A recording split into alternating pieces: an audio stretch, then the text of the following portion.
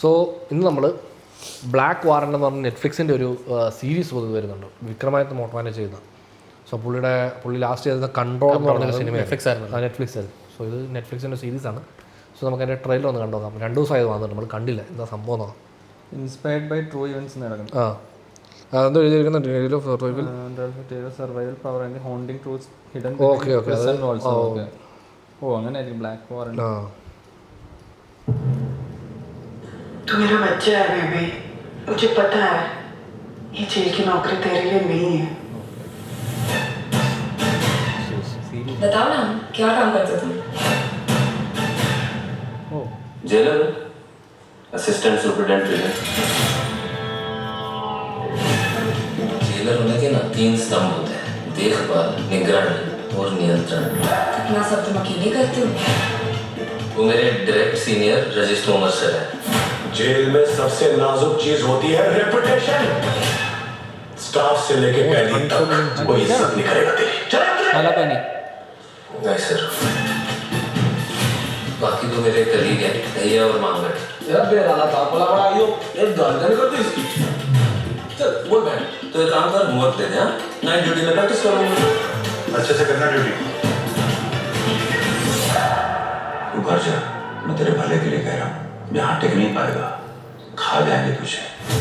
सिर्फ कुत्ता चिन्ह हुआ है।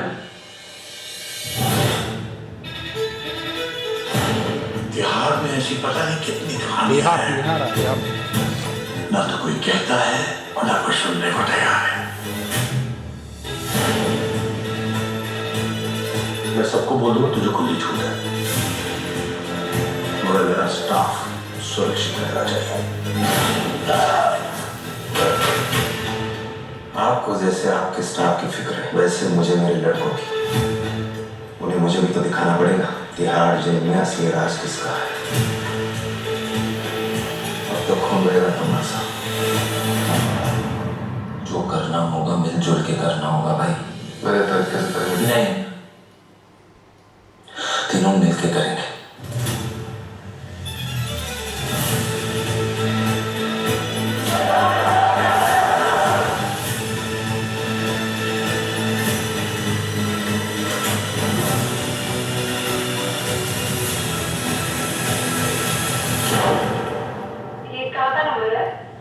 आपने लगाया, आपको पता होगा कहाँ का नंबर है। तिहाड़ जेल पहुंच गए हो मैडम, कोई हंसने की बात नहीं है।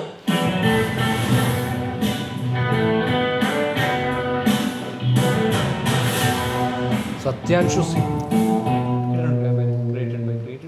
ക്രിയേറ്റഡ് ബൈ ഡയറക്റ്റ് ചെയ്തേക്കുന്ന വേറെ ഡയറക്ടേഴ്സ് ലിസ്റ്റ് വേറെ ഉണ്ടെന്ന് തോന്നുന്നു. പുള്ളി ഒറ്റക്കല്ലെന്ന് തോന്നുന്നു ചെയ്തേക്കുന്നത്. എപ്പിസോഡ് വ്യത്യാസമുണ്ട്. കൊള്ളാം. ഭയങ്കര ഇൻറ്റൻസ് ആയിട്ടുള്ളൊരു ഇതാണെന്ന് തോന്നുന്നു.